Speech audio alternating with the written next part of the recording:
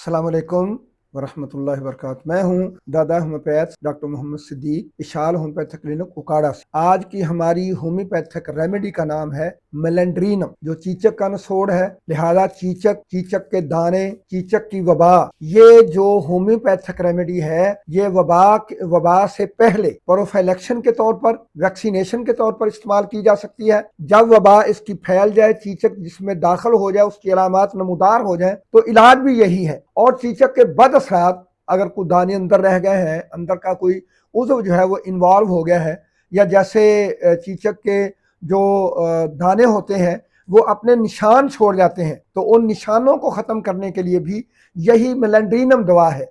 लिहाजा प्रोफिलेक्शन के तौर पर, एज ए ट्रीटमेंट, और आफ्टर इफेक्ट को भी दुरुस्त करने के लिए, उनका ट्रीटमेंट भी करने के लिए यही मेलेंड्रीनम दवा है। नसोड़ है, हाई पोटेंसी में 201 mcm में इस्तेमाल करेंगे। और इसी तरह बच्चों में इसकी एक अलामत कि वो अपने उज़्व को पकड़ कर खींचते रहते हैं हर वक्त। अगर ये बच्चों के अंदर अलामत पाई जाए तो उनको मेलेंड्रीनम की चंद खुराकें ही काफ़ी हैं। और इसी तरह चीचक तो नहीं है, लेकिन जिस्म पर दाने निकलते हैं, फिंसियाँ, फोड़े निकलते हैं और बार बार निकलते हैं।